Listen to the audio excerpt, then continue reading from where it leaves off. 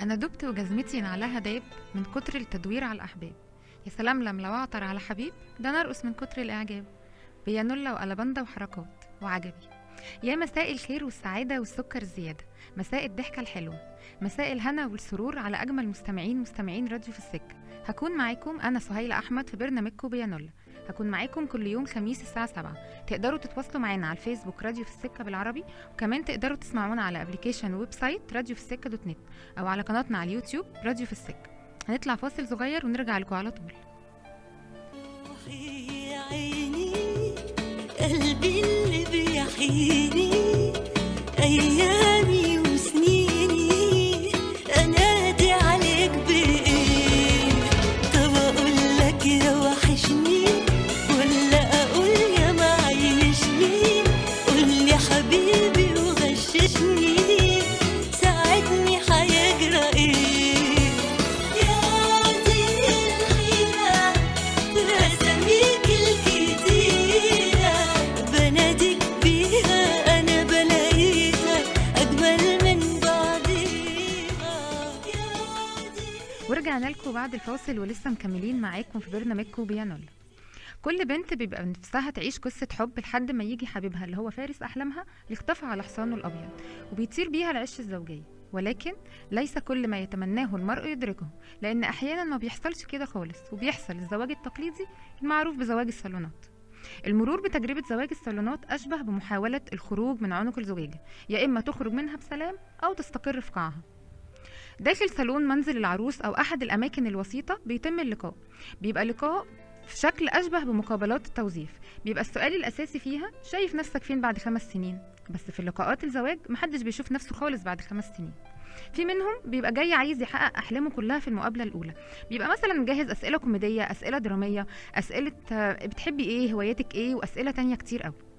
وفي بيبقى جاي بيدور على عروسه وخلاص، بيبدا بقى يسال اسئله سخيفه، يعني انت بتلبسي شبشب في البيت مثلا؟ ولو هو طويل والعروسه اقصر منه يقول لها وده طولك، يعني مثلا مش هيكون طولها وهتكون مخبيه الباقي جوه. بيبقى بقى اسئله دمها تقيل كده، ويبقى جاي يهزر وخلاص. في منهم اللي شايف نفسه سيسي، جاي هو واهله اول ما يشوفوا العروسه ويعرف انها بتشتغل يقول لها لا لا لا، انت لازم تقعدي في البيت وتبطلي شغل، انت لازم تقعدي في البيت تخدمي امي واخواتي وتشوفي طلباتهم. واللي يقول لها انا عايزك بالوزن ده ما تتخنيش، واللي يقول لها لا انت لو جوعتي تمسكي نفسك عن الاكل، انا مش عايزك تخينه، انا عايزك بالشكل ده. مواقف كتير قوي بتحصل لنا في المقابله الاولى. لما سالنا على صفحتنا عن اغرب المواقف اللي حصلت لكم في جواز الصالونات في المقابله الاولى، جالنا مواقف كتير قوي. اول موقف معانا كانت كلمة بت هي السبب في خطبة سارة. سارة بتقول كنا مكسوفين قوي، وهو كان قاعد بيحكي لي عن إنجازاته، فلقيته في نص الكلام بيقول لي بت. فجأة راح الكسوف وقعدنا نضحك، وقلت له لا ما تقوليش يا بت. قام خطبني. أما يونس فبيقول كنت رايح أتقدم لواحدة ما شفتهاش قبل كده، رايح أشوفها. المهم واحنا قاعدين لقيت مامتها عمالة تبصلي قوي وعينيها ما نزلتش من عليا. أنا كنت مستغرب قوي وبصراحة كنت مكسوف. فجأة دخلت العروسة. انا اول ما شفتها اتصدمت، بصيت لمامتها قلت لها لا ليكي حق تبصي لي قوي كده. اتفاجئت ان العروسه شبهي بالظبط، الفرق انها بنت وانا ولد، وكمان الايس كاب اللي كنت لابسه كان مخليني شكلها قوي. والاغرب اني لما كنت بدور على العروسه كنت بلاقي اسمها ايمان، واتقدمت ل3 ايمان، وفي الاخر اتجوزت ايمان. وحكت آية قصتها وقالت دخلت لقيته جايب لي بوكيه ورد كبير قوي، وانا بكره الورد جدا. اول ما شفته قلت له طب كنت هات لي حاجه تتاكل احسن، والناس كلها ماتت من الضحك. نور قالت اختي جالها عريس هي بتحبه وهو كمان بيحبها، بس هي اتكسفت تدخل العصير فدخلته انا معاها. اخوه اول ما شافني اعجب بيا، قام كلم بابا ان هو يخطبني واخوه يخطب اختي. اما الارتباك ضحى حطها في موقف محرج جدا. بتقول انا حطيت للعريس على العصير بدل السكر ملح، وشربه وسكت وما قالش اي حاجه، ولما قالوا لي قومي اعملي شاي حلف قال والله ما انا شارب. فقريبه اللي كان جاي معاه قال لي هو انتوا بتحطوا السكر جنب الملح؟ وكانت الصدفه هتخلي من نور عروسها بدل من بنت خالها. نور بتقول كان في عريس متقدم لبنت خالي وهي كانت مكسوفه تخرج العصير فخرجته انا بدلها. مامة العريس اول ما شافتني فكرتني انا العروسه، ومن اول ما شافتني وهي عماله تقول الله دي عسوله قوي ما شاء الله الله اكبر يلا بقى نقرا الفاتحه تا تا تا تا. دي بقى كانت اللحظه اللي كان لازم بنت خالي تدخل فيها وتقول لها ان مش انا العروسه. والنصيب خلى ياسمين ان هي تتجوز بعد موقف شديد الاحراج. قالت انا اول مره شفته النور كان قاطع وكان فيه شموع كتير مولعه، وكان ظهره ليا، فانا فكرته اخويا ورحت مسكت ودانه، ببص لقيت اخويا قدامي وبيبص لي، رحت جريت ومن كسفتي وقعت على وشي. بعدها بشهر اتخطبنا وادينا مع بعض اهو. هنطلع دلوقتي فاصل صغير ونرجع لكم على طول. ورجعنا لكم بعد الفاصل ولسه مكملين معاكم موضوعنا عن زواج الصالونات. اما عن قواعد الصالونات ال40، فبعد 33 حاله و33 عروسه اليكم هذه القواعد للعريس. اول حاجه، اوعى تبين للي هتقدم لها انك ملتزم دينيا. انسى خالص بقى الحديث اللي بيقول ان جاءكم من ترضون دينه. دلوقتي الكلام اتغير خالص. انت بالنسبه ليها ولاهلها واحد هيجي عليه يوم ويسيبها ويروح يطبق الشرع، فهتتنفخ في الطلبات عشان يامنوا مستقبل بنتهم زي ما هم معتقدين يعني. اوعى يبان عليك اي حاجه من ملامح الثراء خالص، زي انك تهتم بلبسك او تحط برفيوم حلو او حتى انك تغسل وشك. كل ده هيترجم عندهم انك معاك فلوس، وهيبداوا يتعاملوا معاك على انك الساري العربي اللي هم مستنيين. القاعده الاساسيه عند العروسه واهلها انك لازم تصرف كل جنيه معاك في الجواز، حتى لو هتعيش مديون مش مشكله. ده بقى بيديهم احساس ان هم امنوا مستقبل بنتهم. اوعى تكون لسه عارف العروسه واهلها من كام يوم وتروح زي اللهبل تشتري شبكه، دي مصيده. خلي بالك، في اختراع مصري بيقول ان اللي يسيب التاني بيسيب الشبكه. على غرار انك عايز تدخل وتخرج ببلاش يعني، اشتري دبلتين واجل موضوع الشبكه ده شويه. خليك واضح من الاول في مواضيع القايمه والمؤخر عشان ما تلاقيش نفسك في الشارع قبل الفرح بيومين. الوسيط، وده الشخص اللي بيعرفكم ببعض، اختاره كويس جدا، هيفرق معاك كتير قوي لو كان الشخص ده يهمه مصلحتك ولا لا. خليك واضح في كل معلومه هتبلغها للناس دي عن نفسك. لو اضطريت انك تعمل المقابله دي في بيتها، ما تحاولش تجيب شوكولاته او ورد غالي، ما تحاولش تتصنع حاجه مش فيك، خليك على طبيعتك.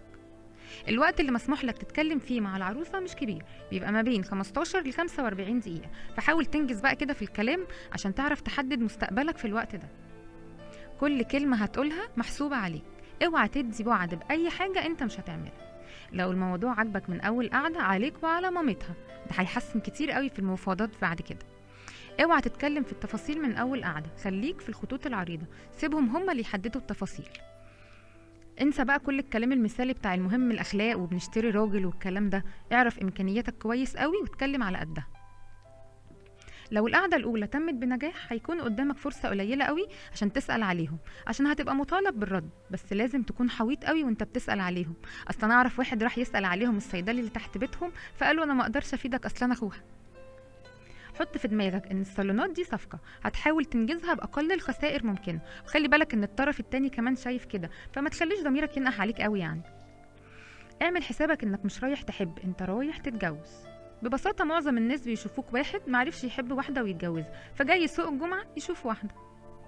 قبل ما تفكر تتقدم لواحده، اقرا كتير قوي عن الصالونات، اسمع تجارب ناس سبقوك وشوف رايهم. انت زيك زي غيرك يعني، مش انت اللي هتجيب التايهه. كل بوستات التريقه على الفيسبوك على البنات واسلوب حياتهم ده حقيقه، بس احنا حاطينه في اطار التريقه شويه يعني. البنت اللي افكارها من دماغها، خلي بالك دي لسه ما اتخلقتش، ولو موجوده فهي اكيد مش في مصر. كل افكار بنات مصر من مامتها وصحواتها. لو عايز تعرف شكل عروستك وتصرفاتها بعد 5 سنين من الجواز، بص لحماتك وانت هتفهم كل حاجه.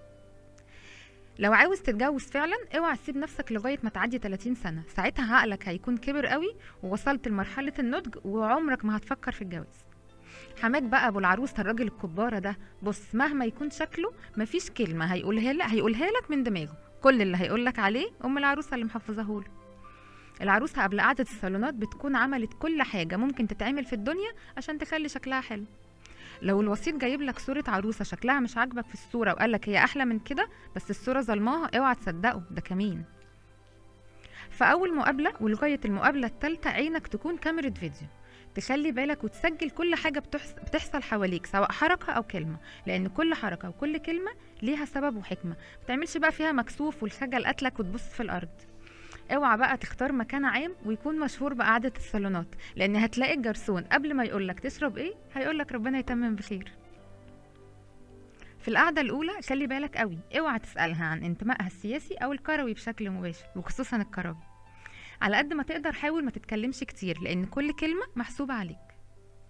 وانت بتختار المكان اللي هتتقابلوا فيه، حاول تشوف مكان انت بترتاح فيه عشان تعرف تبقى قاعد مركز. اخر حاجه في موضوع اختيار المكان انك تكون عارفه ورحته قبل كده، مش ناقصه بقى تجيب مفاجآت في اسعار الحاجات، او انك تكون مش عارف اصلا المكان ده بيقدم ايه.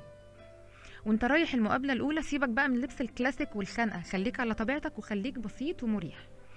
حاول تطول القعده لغايه ما تعرف كل حاجه في دماغك انت عاوز تعرفها. هو هيكون الموضوع محرج شويه، بس معلش حاول تستحمل، لان هيبقى محرج اكتر انك تطلب مقابله تانية. اوعى يبان على وشك نتيجه المقابله الاولى، يعني لو رفضتها معلش استحمل للاخر بنفس الابتسامه، ولو هتموت عليها اوعى يبان حاجه. لو هي او اهلها اتكلموا في وسط الكلام كده عن جوازة فلان من قرايبهم، يبقى خد بعضك وروح من سكات، لان انت كده طول الوقت هتتحط في مقارنات. الجواز مش حاجة وحشة زي ما بنسمع عنه، احنا طريقتنا اللي ممكن تخليه وحشة. الزواج مقدس في كل الاديان، عمره ما يكون حاجة وحشة. ودلوقتي هنطلع فاصل ونرجع لكم على طول. والعفاف أحلى واحدة في البنات اللي عمري ما قلبي شاف زيها في المخلوقات. تسمحي برقصة هادية، تسمحي بقربي منك، حلم عمري تكوني راضية عن وجودي بس جنبك. يا خلاصة الجمال، يا نشيد العاشقين، يا إجابة عن سؤال كان شاغلني من سنين، كان سؤال عني. ورجعنا لكم بعد الفاصل ولسه مكملين حكاية بيانولا النهاردة عن جواز الصالونات. بما ان الواقع دلوقتي جواز الصالونات وزيجات كتير قوي تمت عن طريق الصالونات، وفي بنات كتير قوي بتقابل عريس الصالونات، يبقى هنقولك كعروسة كتالوج سريع قوي يساعدك في المقابلات دي.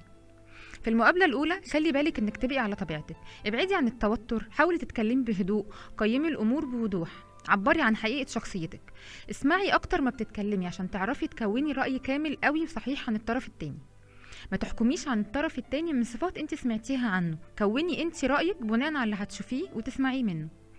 رتبي أفكارك الأول قبل المقابلة، ارسمي صورة مبدئية لشريك حياتك، لأن ده بيوفرك كتير قوي من الحيرة. بعد اول مقابله ما تتسرعيش ان انت تاخدي انطباع عام او تكوني صوره كامله، فكري كويس جدا، وممكن تطلبي مقابله تانية عشان تتكلمي في الحاجات اللي معرفتيش تتكلمي عنها في المقابله الاولى. واخر حاجه هقولها، احنا داخلين دنيا جديده وفيها اطراف جديده، لازم نحاول نفهم الوضع ده كويس جدا، لازم نخلي فيه مناخ جميل. ما توافقش على عروسه وما توافقيش على عريس لو مش مقتنعين 100% ببعض. اللي بينكوا وبين شريك حياتكوا ورقه، بس اللي بينكوا وبين اهلكوا اللي ربوكوا وتعبوا قوي علشانكوا دم. فلو ما لقيتوش اللي يقدرهم ويحترمهم ويعينكوا على برهم، يبقى بلاها دي جوازه. وبعد ما عرفنا اغرب مواقف جواز الصالونات وعرفنا قواعد وكتالوج مقابله الصالونات، تكون خلصت حكايتنا النهارده. كنت معاكم انا سهيلة احمد في برنامج بيانولا، ميعادنا كل يوم خميس الساعه 7. مستنياكم الاسبوع اللي جاي وحلقه جديده وحكايه جديده من حكايات البيانولا، هنعرف مع بعض حكايه الخطبه المصريه. مستنيه رايكم ومشاركتكم على صفحتنا على الفيسبوك راديو في السكه بالعربي، وكمان تقدروا تسمعونا على الابليكيشن وويب سايت راديو في السكه .net او على قناتنا على اليوتيوب راديو في السكه. هتوحشوني قوي، باي باي. يوم ما تقابلنا اليوم ده هفضل مش ناسيه، انا انكتب لي احلى قصة حب فيه، اول مشاعر حلوة قلبي حساها، ولهفتي لمعاد قبلك بعدها.